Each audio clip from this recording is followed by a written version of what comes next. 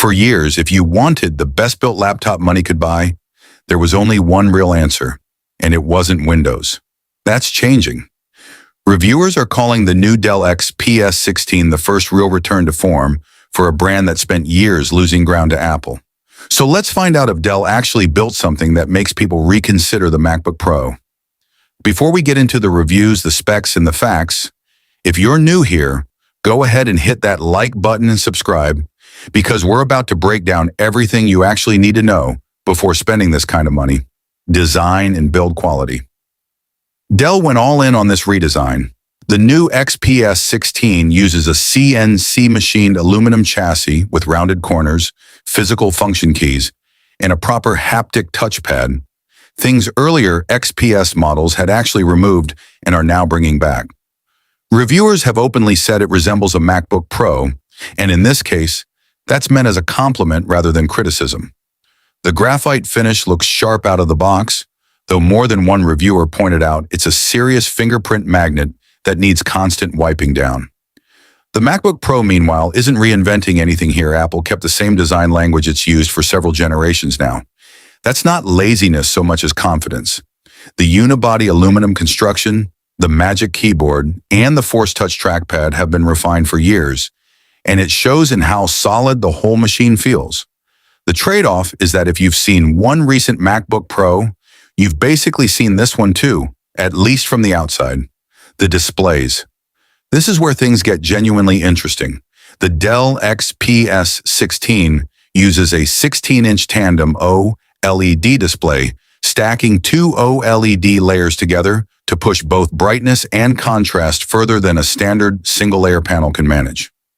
Running at 3,200 by 2,000 pixels with a 120 Hz refresh rate and touch support, reviewers have called it one of the most gorgeous laptop screens they've tested, with HDR content that genuinely pops in a way most Windows laptops simply can't match. The MacBook Pro counters with its 16.2-inch liquid Retina XDR display, running at 3,456 by 2,234 pixels, with 1,000 nits of sustained brightness and up to 1,600 nits peak brightness in HDR content. Apple's had years to refine this panel, and it remains one of the best mini LED-style displays on any laptop, period. Realistically, both of these displays are excellent. The Dell edges ahead with a true OLED tandem panel and touch support.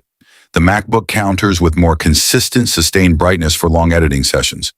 This one's close enough that it may come down to personal preference more than a clear technical winner. Performance and chips. Under the hood, Dell is running Intel's new Panther Lake architecture, with configurations going up to the Core Ultra X 9388H, paired with up to 64 gigabytes of RAM and storage options up to 4 terabytes. In real-world testing, reviewers found the chip stays impressively efficient, delivering strong multi-core performance without feeling like a gaming laptop dressed up as a productivity machine. Graphics duties are handled by Intel's integrated Arc graphics, which is solid for everyday creative work, but isn't going to compete with a dedicated GPU for heavier rendering tasks. The MacBook Pro is running Apple's M5 Pro chip, an 18-core CPU paired with a 20-core GPU and a 16-core neural engine, with RAM configurations reaching as high as 64 gigabytes depending on the tier you choose. Apple's own testing claims dramatically faster AI workload performance compared to older Apple Silicon chips, largely thanks to a new neural accelerator built directly into each GPU core. For anything involving heavy video editing, 3D rendering, or on-device AI processing, the M5 Pro currently has the edge. Apple Silicon's efficiency per watt advantage over Windows chips, even excellent ones like Panther Lake, still hasn't fully closed. Battery life. Historically, this was Apple's easiest win, and it's still a strength here. The MacBook Pro is rated for up to 17 to 24 hours of battery life, depending on usage, which remains best in class for a laptop this powerful. But the real story this generation is how close Dell has actually gotten. Multiple reviewers specifically praise the XPS 16 for delivering battery life that finally rivals what we're used to seeing only from Apple. A genuinely new development for a Windows laptop running this level of hardware. It's not quite a tie yet, But the gap has narrowed more this year than in the past several generations combined. Ports and connectivity, here's an area where neither laptop is fully winning, just losing in different ways. The XPS 16 keeps things minimal. A handful of USB 4 and Thunderbolt 4 ports and not much else, with no SD card reader at all, a real inconvenience for photographers and video editors who rely on one. The MacBook Pro actually does better here for a change. 3 Thunderbolt 5 ports, a full-size HDMI port, an SDXC card slot, a headphone jack, and the dedicated MagSafe 3 charging port that leaves your Thunderbolt ports free for actual peripherals. If physical connectivity matters to your workflow, the MacBook Pro has a clear, practical advantage this generation: software ecosystem. This is the part specs alone can't fully capture.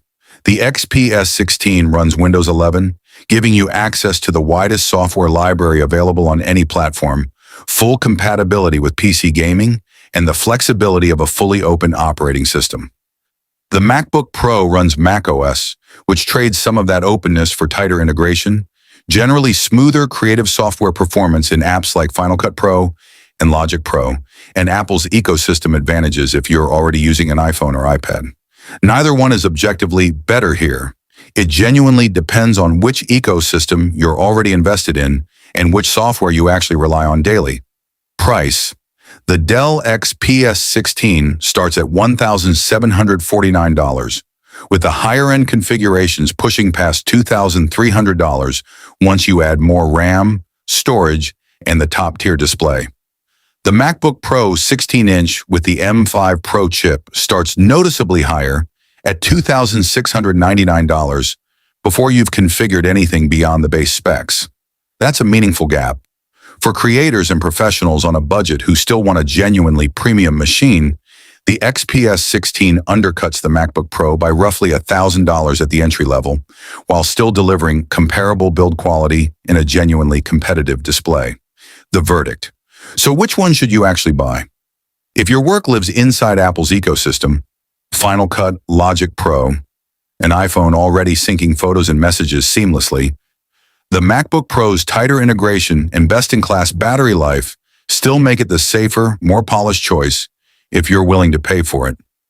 But if you're Windows-based, need broader software compatibility, or simply don't want to spend an extra $1,000 for a comparable experience, the Dell XPS 16 is the strongest argument the Windows side has made in years. For the first time in a long time, choosing the MacBook Pro isn't the obvious default anymore. It's an actual decision.